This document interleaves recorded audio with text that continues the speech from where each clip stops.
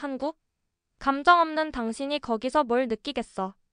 전역한다고 하자 동료가 던진 말이었습니다.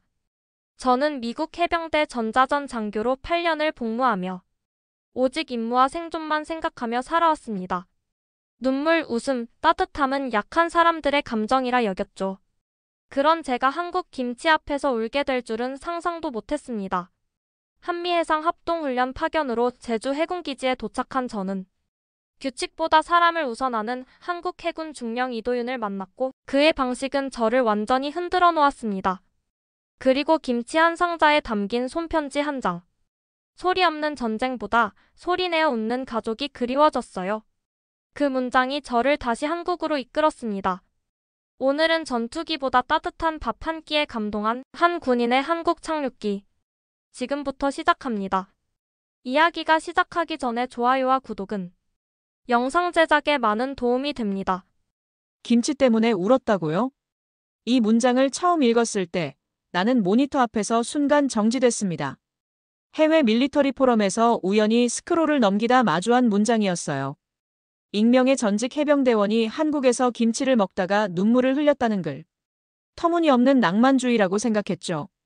감정에 휘둘리다 전우를 잃는 일이 얼마나 많은데 김치 때문에 울다니. 하지만 그 글은 이상하게도 계속 머릿속에 남았습니다. 그리고 지금 그 문장이 내 이야기가 되어렸어요. 안녕하세요. 저는 에밀리 로웰입니다. 미국 해병대에서 전자전을 담당하며 8년을 복무했습니다.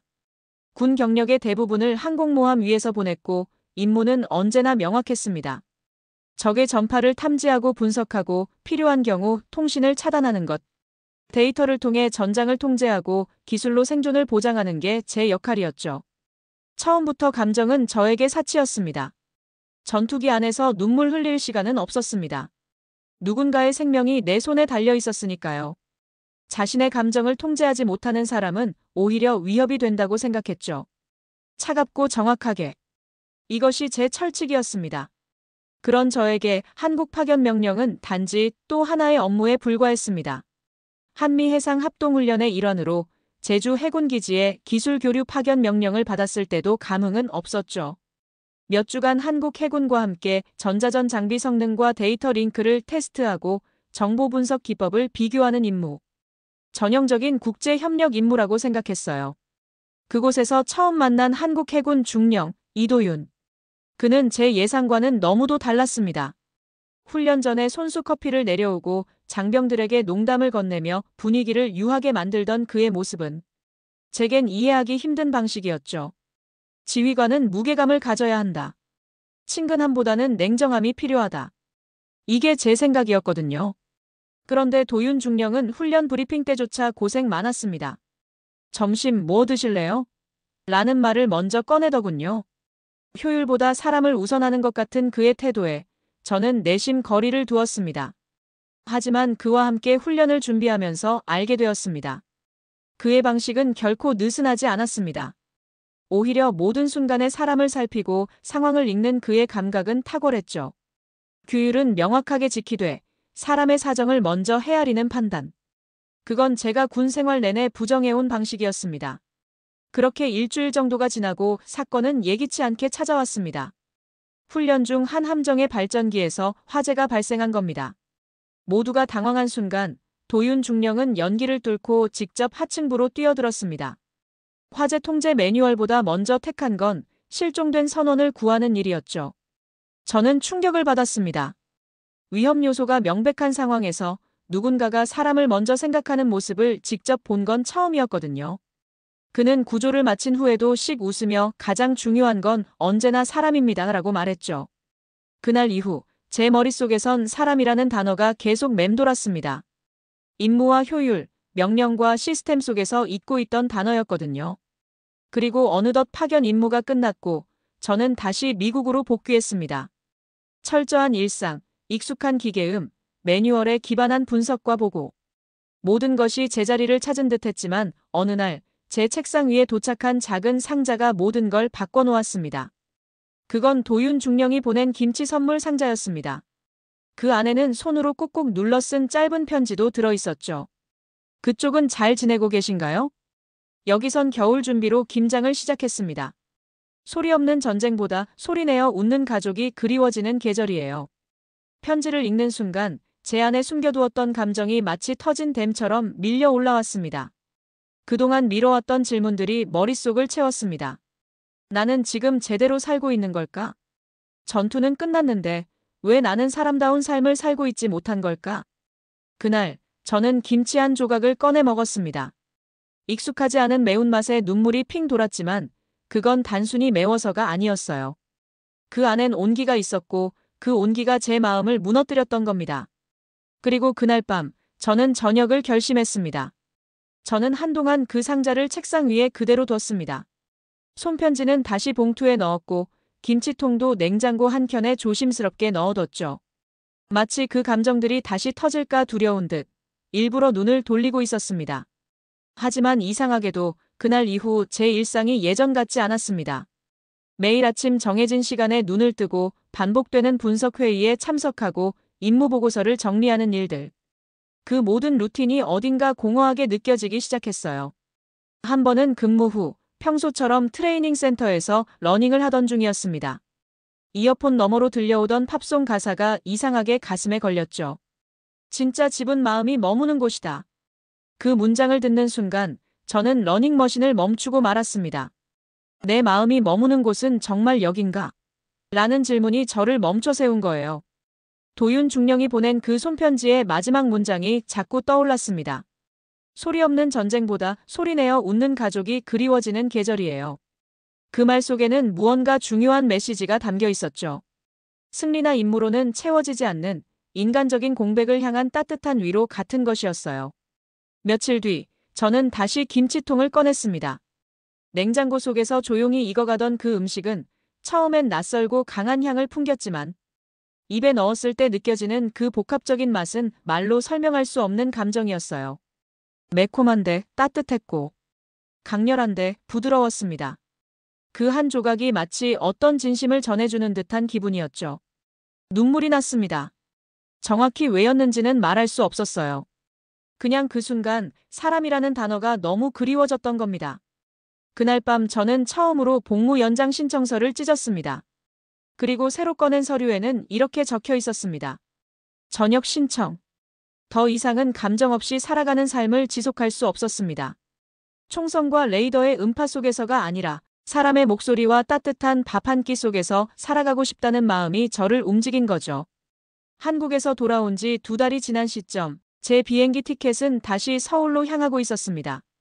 하지만 이번엔 임무도 명령도 아닌 제 마음이 선택한 여정이었어요. 비행기는 어느덧 인천공항 활주로에 착륙했습니다. 구름 위에서는 여전히 군인 같았던 제 마음이 착륙과 함께 서서히 풀리기 시작했어요. 이제는 임무가 아닌 제가 선택한 삶이 시작되는 순간이었거든요. 짐을 들고 공항 게이트를 나오며 문득 떠오른 건 도윤 중령이 편지에 썼던 그 말이었습니다. 소리 없는 전쟁보다 소리내어 웃는 가족이 더 그립습니다. 그 문장처럼 저도 이제 웃고 싶었어요. 조용히, 그리고 진심으로요. 며칠 뒤 서울 근교의 한 조용한 동네에 자리를 잡았습니다. 이사한 집은 작은 한옥이었고 대문을 열고 들어서면 작은 마당과 온돌방이 있는 구조였습니다. 처음엔 적응이 쉽지 않았죠. 난방 방식도, 부엌도, 심지어 침구도 미국과 너무 달랐거든요. 하지만 그 모든 게 제겐 새롭고 이상하게도 따뜻하게 느껴졌습니다. 첫 번째 이웃과의 인연은 의외의 방식으로 시작됐습니다. 이사 첫날, 집 앞에 있던 낯선 박스. 안에는 배추, 무, 고춧가루가 담겨 있었고 메모 한 장이 놓여 있었어요. 이사 오셨죠? 곧 김장하니까 시간 되면 같이 해요. 마이너스 앞집 김여사 마이너스. 이게 한국식 웰컴 메시지라는 걸 그때 처음 알았습니다. 그리고 며칠 뒤 정말 김 여사님이 저를 불렀죠. 그렇게 저는 제 인생 첫 김장 체험을 하게 되었어요. 무겁고 차가운 배추를 씻고 절이고 고춧가루에 마늘, 생강, 젓갈을 넣어 양념을 만드는 과정은 생각보다 고되고 또 이상하게도 정이 묻어났습니다. 김 여사님은 제 손길이 서툴러도 전혀 뭐라고 하지 않으셨죠. 이건 손맛이 아니라 마음이야. 같이 하면 맛있어지는 거지. 그 말 한마디에 저는 눈시울이 붉어졌습니다. 그날 밤 손끝은 얼얼했지만 마음속은 이상하게도 채워진 느낌이었습니다. 미국에서는 음식을 기능으로만 봤지 그 안에 정서가 담긴다는 건 생각해 본 적이 없었거든요. 시간이 조금 더 지나자 저는 이웃들과 더 가까워졌습니다. 시장 봉사활동에 참여해 어르신들 장바구니를 들어드리고 재래시장의 쓰레기를 정리하며 함께 웃었죠. 하루는 한 어르신이 저에게 귤 한 봉지를 건네며 말했습니다. 에밀리 씨는 이제 우리 동네 식구예요. 식구. 함께 밥을 먹는 사람. 그 단어가 그렇게 따뜻하게 다가올 줄은 몰랐습니다. 또 어느 날 동네 식당에서 된장찌개를 먹으며 중얼거렸습니다. 이게 진짜 방어 기술이네. 옆자리에 앉아 계시던 김 여사님이 피식 웃으셨죠. 그래요. 밥 한 끼가 사람 살린다니까. 그 순간 저는 깨달았습니다. 그동안 제가 지키려 했던 수많은 규칙과 체계, 매뉴얼보다 사람을 진짜 지키는 건 어쩌면 이런 따뜻함일지 모른다는 걸요. 도윤 중령과는 종종 연락을 주고받았습니다. 그는 여전히 군에서 바쁜 나날을 보내고 있었지만 가끔은 시간 내어 제 동네를 찾았습니다. 어느 날 그는 어머니가 담가준 김치와 직접 구운 제육볶음을 싸들고 왔어요. 우린 마당에 앉아 도란도란 얘기를 나눴습니다. 처음엔 그냥 선물로 김치를 보낸 건데 그게 제 저녁 사유가 될 줄은 몰랐죠. 저는 웃으며 말했고 그는 조용히 고개를 끄덕였습니다. 사람이 사람을 바꾼다는 게 이래서 가능한 거겠죠. 한국은 완벽한 나라는 아닐지도 모릅니다.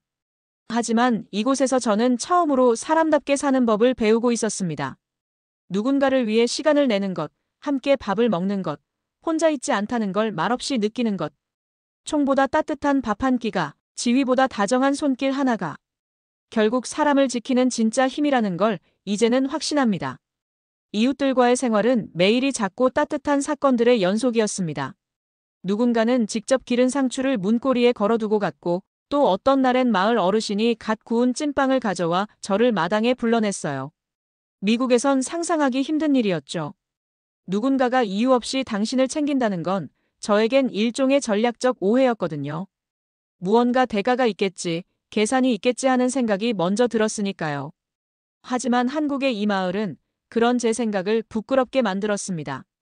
그들은 그냥 줬고 그냥 함께 했으며 그냥 웃었어요.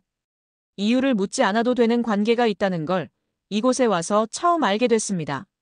가장 인상 깊었던 날은 마을 아이들과 함께한 한옥다도 체험이었습니다. 지역문화센터에서 자원봉사로 아이들 통역을 맡았는데 전통 한복을 곱게 입은 선생님이 말없이 차를 우려내는 모습에 아이들보다 제가 더 집중하게 되더군요. 왜 이렇게 느릴까? 라는 생각이 처음 들었지만 차를 마시고 나니 그 느림이 준 여유와 집중이 얼마나 소중한 시간이었는지 알게 되었습니다. 정적인 공간에서 조용히 서로의 눈을 바라보며 차를 나누는 그 경험은 마치 전자파와 노이즈로 가득한 제 인생에서 처음 만난 정적 같았어요. 돌아오는 길에 아이가 제 손을 잡고 말했습니다. 선생님, 나중에 또 같이 다도하자. 그 짧은 말이 이상하게 마음속 깊은 곳을 건드렸습니다. 나도 누군가에게 선생님이라 불릴 수 있구나. 누군가의 곁에 조용히 있어줄 수 있는 존재가 될 수 있구나. 그게 그렇게 고맙게 느껴졌습니다. 저는 이제 군인이 아닙니다. 하지만 이곳에선 매일이 새로운 전장이자 동시에 위로의 시간입니다. 그리고 그 위로는 늘 사람을 통해 그리고 아주 일상적인 순간 속에서 다가오고 있었죠.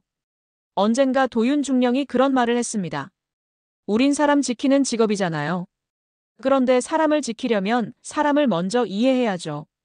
그 말이 지금의 저를 만드는데 아주 중요한 나침반이 되었습니다.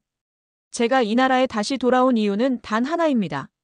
한국은 나에게 사람을 가르쳐준 나라였기 때문이에요. 한국에서의 삶이 익숙해질수록 저는 점점 더 이곳을 좋아하게 됐습니다. 이웃들과의 정, 음식과 전통, 그리고 사람과 사람 사이의 따뜻한 거리감. 이제 나는 여기서 잘 살 수 있겠구나라는 생각이 들 무렵 뜻밖의 상황이 찾아왔습니다. 어느 날 도윤 중령과 함께 근처 유명한 한식당에 갔습니다. 그곳은 지역 명소로 알려진 곳이었고 전통적인 분위기에 한국적인 소박함이 잘 배어있는 식당이었죠. 그날따라 식당은 꽤 붐볐고 직원들도 분주히 움직이고 있었습니다. 우리는 자리에 앉아 음식을 주문했고 반찬이 차려지자 제가 좋아하는 깍두기와 나물 반찬이 보여 기분이 좋아졌습니다. 그런데 식사가 시작된 지 얼마 지나지 않아 제가 예전에 받은 미국 치과 치료의 레진이 갑자기 떨어져 나가고 말았어요. 음식을 제대로 씹지 못하게 되었고 얼굴이 벌개질 정도로 당황했죠. 저는 말을 아끼며 조용히 젓가락을 내려두었습니다. 그 상황을 눈치챈 도윤 중령이 조심스럽게 물었습니다. 괜찮아요? 무슨 일 있어요? 저는 어색하게 웃으며 괜찮다고 말했지만 식당 직원들이 저를 향해 자꾸 쳐다보는 듯한 느낌을 받았습니다. 그중 한 명은 식사 중인 제게 다 드시기 힘드세요? 라고 물었고 그 말투가 제게는 마치 왜 안 먹냐는 질책처럼 들렸죠. 저는 순간 오해하고 말았습니다. 아, 한국은 식사를 남기면 무례한 문화인가? 내가 실수했나? 마음이 복잡해지며 저는 괜히 작아지는 느낌을 받았고 그 따뜻하다고 느꼈던 한국의 정이 갑자기 낯설게 다가왔습니다. 식사를 마친 후 도윤 중령은 제 표정을 살피며 말했습니다. 혹시 불편했어요? 직원분들 그런 의도 아니었을 거예요. 하지만 저는 괜찮다고 말하며 자리를 정리하고 서둘러 나왔습니다. 그날 저녁 저는 집으로 돌아와 한참을 멍하니 앉아 있었습니다. 이곳에 정착하는 게 정말 맞는 걸까? 나는 여전히 이 문화에 어울리지 못하는 건 아닐까? 이런 생각들이 꼬리에 꼬리를 물었죠. 그러던 찰나 문득 현관문을 두드리는 소리가 들렸습니다. 문을 열자 도윤 중령이 서 있었습니다. 그는 손에 무언가를 들고 있었는데 다름 아닌 작은 포장 상자에 담긴 치과 진료 안내서와 근처에 있는 외국인 진료가 가능한 치과 클리닉의 예약증이었죠. 당황하셨을 것 같아서요. 그리고 식당에서의 일, 그거 오해예요. 직원분이 걱정돼서 물어본 건데 한국어 특유의 어투가 그렇게 들렸을 수도 있어요. 아무도 에밀리를 탓하거나 불편하게 하려는 건 아니었어요. 그의 말에 저는 고개를 숙였습니다. 그 순간 깨달았어요. 그들도 나처럼 상대를 잘 이해하지 못해 서툴렀던 것뿐이라는 걸요. 그리고 다음 날 도윤 중령의 권유로 함께 간 한국 치과. 거기서 저는 또 한 번 놀라고 말았습니다. 예약도 빠르고 직원들도 너무 친절했으며 진료도 놀랄 만큼 정밀했어요. 심지어 비용까지 미국보다 훨씬 저렴했죠. 진료실에서 나오는 길, 저는 조용히 중얼거렸습니다. 한국은 정말 사람을 우선으로 생각하는 나라구나. 치과 진료실에서 나왔을 때 저는 한참을 밖에 서 있었습니다. 초겨울에 찬 바람이 불었지만 마음 한켠은 이상하게 따뜻했죠. 그건 단순히 치아가 치료되어서가 아니라 누군가가 나를 이해하려는 노력을 기울였다는 사실 때문이었어요. 그날 진료를 도와준 치과 간호사는 유창한 영어는 아니었지만 한 단어 한 단어를 조심스럽게 골라가며 저의 불안을 달래주려 애썼습니다. 진료 후엔 작은 생강차까지 건네주며 이렇게 말했죠. 처음 한국 치과 오셨죠? 무섭지 않으셨으면 좋겠어요. 그 말에 저는 울컥하고 말았습니다. 전투 중에도 울지 않았던 제가 생강차 한 잔과 소박한 진심 앞에서 참았던 눈물이 핑 돌더군요. 미국에서였다면 어땠을까요? 진료 하나 예약하려면 며칠 때론 몇 주를 기다려야 했고 의사와의 짧은 면담에 수백 달러를 지불해야 했습니다. 진심보다 시스템이 우선이었고 환자는 하나의 케이스로만 다뤄졌죠. 하지만 한국은 달랐습니다. 치료는 빠르고 정밀했고 그 과정에서 저는 의료인이 아닌 사람과 마주하고 있다는 느낌을 받았습니다. 무엇보다 저를 불편해했던 사람은 단 한 명도 없었다는 것. 그날 이후 저는 다시 마음을 열 수 있게 됐습니다. 그리고 한 가지 결심을 하게 되었죠. 나도 이 나라에 조금이라도 보탬이 되고 싶다. 이제는 도움을 받는 외국인이 아니라 함께 살아가는 사람이 되고 싶었어요. 그 결심의 첫걸음으로 저는 동네 문화센터에서 열리는 외국인을 위한 한국어 교육 자원봉사 프로그램에 지원했습니다. 저처럼 한국에 와서 적응이 힘든 외국인들에게 제가 겪은 오해와 따뜻함을 전해주고 싶었거든요. 첫 수업날 한 브라질 출신 참가자가 저에게 이런 질문을 했습니다. 왜 한국에 계속 살아요? 미국이 보다 훨씬 편한 나라일 텐데. 저는 잠시 생각하다가 이렇게 답했죠. 여기선 내가 사람답게 살아가고 있다고 느껴져요. 그리고 그 감정은 돈으로도 효율로도 설명할 수 없는 거예요. 그 말이 끝났을 때 참가자들도 고개를 천천히 끄덕였습니다. 그 순간 저는 확신했습니다. 이제 이곳은 저의 전투기 조종석이 아니라 진짜 삶이 시작되는 활주로라는 걸요. 지금 제 하루는 놀라울 만큼 단순하고 평화롭습니다. 아침이면 창문 너머로 들리는 골목길의 정겨운 소음들, 빨래를 널며 나누는 이웃의 인사, 그리고 작은 마당에서 피어나는 계절의 변화가 저를 조용히 깨웁니다. 미국 해병대에서 복무할 당시에는 늘 초침에 맞춰 살았습니다. 모든 것이 시간 단위로 계획되고 실수 하나가 목숨을 위협하던 그 세계에선 이렇게 느림을 받아들이는 것이 불가능했죠. 하지만 이곳, 한국에서의 삶은 저에게 느림이 여유가 될 수 있다는 걸 알려주었습니다. 이제 저는 서울 외곽의 조용한 마을에서 군사 영어 컨설턴트로 일하며 동시에 지역 외국인 주민들을 위한 문화교류 활동에도 참여하고 있습니다. 일주일에 한 번씩 동네 주민센터에서 열리는 외국인을 위한 한국어 교실의 자원봉사 통역사로도 활동 중이에요. 그곳에서 저는 매번 새로운 얼굴을 마주합니다. 처음 한국에 와 낯설고 불안해하는 외국인들. 그들의 눈빛을 보면 예전에 제가 떠올라요. 길 하나 건너는 것도 두려웠던 그 시절, 김치 앞에서 눈물이 터졌던 그날의 감정들이 아직도 생생하거든요. 그래서 저는 그들에게 말합니다. 처음엔 어렵고 낯설어도 한국은 당신을 기다려주는 나라예요. 그리고 이웃은 당신이 말을 잘하든 못하든 상관없이 함께 밥 먹을 사람으로 대해줄 거예요. 요즘은 동네 아이들과도 자주 어울립니다. 학교 끝나고 문화센터에서 영어를 배우는 아이들인데 저를 에밀리 선생님이라고 부르며 달려오죠. 한 아이는 수업 중에 이렇게 물었습니다. 선생님은 왜 한국에 살아요? 저는 웃으며 대답했습니다. 여기선 내가 사람처럼 살 수 있으니까. 아이들은 그 말의 깊은 뜻을 모르겠지만 저는 그 짧은 문장에서 제 모든 선택의 이유를 담을 수 있었습니다. 그리고 여전히 도윤 중령과의 인연도 이어지고 있습니다. 그는 군 생활을 계속하고 있지만 틈나는 대로 마을에 찾아와 저를 도와주곤 하죠. 우리는 함께 마을 어르신의 집을 수리하고 겨울이면 소소한 봉사도 함께 합니다. 어느 날 도윤 중령은 저에게 이렇게 말했습니다. 에밀리 씨, 요즘 진짜 한국 사람 다 됐어요. 저는 피식 웃으며 대답했죠. 그럼 제2의 군대에서 제대로 훈련받고 있잖아요. 우리는 그 말에 함께 웃었고 그 웃음 속엔 묵직한 공감이 담겨 있었습니다. 그는 언젠가 제게 조용히 물었습니다. 다시 미국으로 돌아가고 싶다는 생각은 안 들어요? 그 질문에 저는 망설이지 않았습니다. 가끔은 그립죠. 가족, 친구들, 익숙한 길거리. 하지만 돌아가고 싶다는 생각은 한 번도 해본 적 없어요. 지금의 저는 한국에서 온전한 제 자신으로 살아가고 있습니다. 군복을 입고 총을 들던 삶은 끝났지만 이제는 따뜻한 밥 한 끼로 사람을 지키고 함께 웃을 수 있는 일상으로 누군가를 위로하고 있어요. 한국은 제게 단순한 나라가 아닙니다. 여기서 저는 사람을 다시 배웠고 진심이 삶을 어떻게 바꿀 수 있는지 직접 느꼈습니다. 철의 심장을 가졌던 저는 이제 온기를 품은 사람이 되었고 무표정했던 얼굴에는 웃음이 자리 잡았습니다. 이 영상을 보고 있는 여러분께도 말씀드리고 싶어요. 우리 모두는 누군가의 삶에 따뜻한 손 하나를 건넬 수 있는 사람입니다. 그리고 그 작은 행동이 때로는 그 사람의 인생을 통째로 바꿀 수도 있어요. 지금 당신이 살아가는 곳이 어디든 그곳이 곧 누군가의 집이 될 수 있도록 따뜻한 말 한마디, 따뜻한 밥 한 끼를 건네보세요.